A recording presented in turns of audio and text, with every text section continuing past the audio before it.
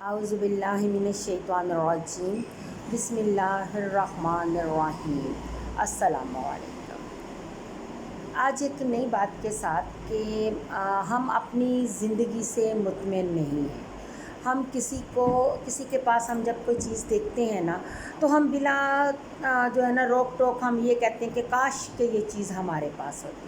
کسی کی خوبصورتی دیکھ لی تو کہا کہ کاش ہم خوبصورت ہوتے، کسی کے پاس کوئی چیز دیکھ لی تو کہا کہ کاش یہ ہمارے پاس ہوتی۔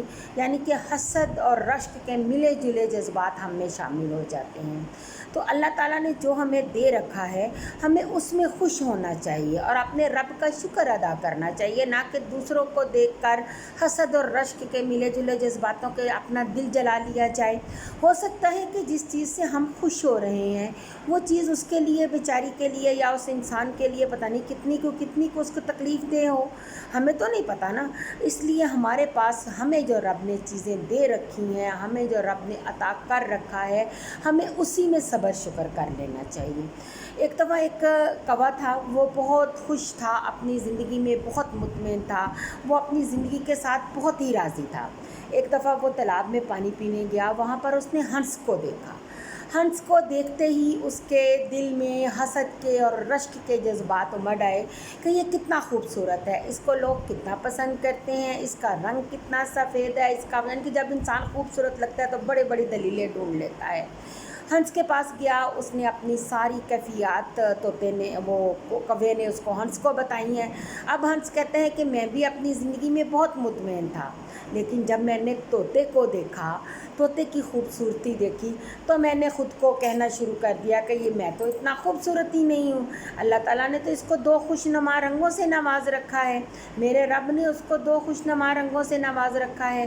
اب وہ کوا جو ہے وہ طوطے کے پاس جاتا ہے اور واقعی حقیقتاً طوطے کی خوبصورتی دیکھ کر وہ اور وہ رشک اور حسد کے جذبات میں گر جاتا ہے۔ وہ طوطے سے اپنی کیفیت بیان کرتا ہے۔ اب طوطا آگے سے کیا کہتا ہے؟ طوطا کہتا ہے کہ میں بھی بہت خوش تھا، میں بھی اپنی زندگی میں بہت خوش تھا، بہت مطمئن تھا، مگر میں نے مور کو دیکھا۔ جب میں نے مور کو دیکھا تو میں نے کہا کہ میرے رب نے تو ساری خوبصورتی ہی مور میں لا ڈالی ہے، میرے رب نے تو ساری ہر چیز، وہ جب اپنا پر پھیلاتا ہے تو لوگ اتنا خوش ہوتے ہیں، لوگ اس کو دیکھ کے اتنا رشک کرتے ہیں جب یہ اپنا پر کو پھیلاتا ہے۔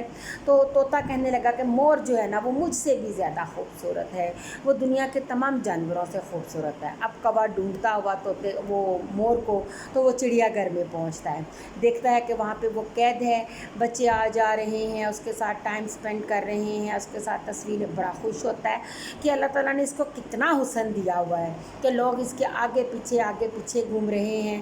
وہ جب تھوڑا سا ٹائم ملتا ہے اس کو تو وہ مور سے جب وہ بات کرنا چاہتا ہے تو مور اب آگے سے مور کیا کہتا ہے کہ اس کی زندگی کو طوطا پسند کرتا ہے، تو وہ کیا کہتا ہے؟ کہتا ہے میرے سے خوش نصیب آپ ہو۔ کوے کو کہتا ہے کہ میرے سے زیادہ خوش نصیب تو تم ہو کہ تم آزاد ہو، جہاں دل چاہتا ہے آتے ہو، جہاں دل چاہتا ہے جاتے ہو۔ میں اس خوبصورتی کا کیا کروں جس نے مجھے قید کر رکھا ہے، جس نے مجھے ان لوگوں کے آگے نہ تو میں اپنی مرضی سے اٹھ سکتا ہوں، نہ میں اپنی مرضی سے بیٹھ سکتا ہوں۔ جب یہ بچے یہ لوگ آ جاتے ہیں تو مجھے ان کے سامنے وہ اپنے پر بھی پھیلانے پڑتے ہیں، میرا موڈ ہو نہ ہو، میرا دل چاہے نہ چاہے تو مجھے یہ سارے کام کرنے پڑتے ہیں۔ تو خدا را اللہ تعالیٰ نے جو ہمیں چیزیں دے رکھی ہیں ہمیں اسی میں خوش ہونا چاہیے اور اسی میں ہی اپنے آپ کو ڈالنا چاہیے۔ کسی کو دیکھ کر خوش دیکھ کر نہ جلنا چاہیے، نہ اس کے مطابق ڈلنے کی کوشش کرنی چاہیے۔ ہو سکتا ہے کہ جس کو دیکھ کر آپ بڑا خوش ہو رہے ہیں، جس کو دیکھ کر آپ بڑے حسد اور رشک کے جذبات میں جا رہے ہیں، وہ بیچارہ انسان کتنا دکھی ہے، یا وہ اور آگے کسی اور کو خوبصورت، کسی اور کو وہ اپنی زندگی سے مطمئن سمجھتا ہے۔ اللہ تعالیٰ نے جو ہمیں دیا ہے نا وہ اس رب کی مہربانی ہے۔ ہمیں اس نے دو ہاتھ، ناک، کان، چلنے کو پاؤں اور ہر چیز سے ہمیں نواز رکھا ہے، اور ہر چیز کے لیے ہمیں اپنے رب کا شکر ادا کرنا چاہیے۔ اپنے سے نیچوں کی طرف دیکھنا چاہیے، نہ کہ اوپر والوں کی طرف۔ نیچے کو دیکھیں گے تو ہمیں سکون آئے گا۔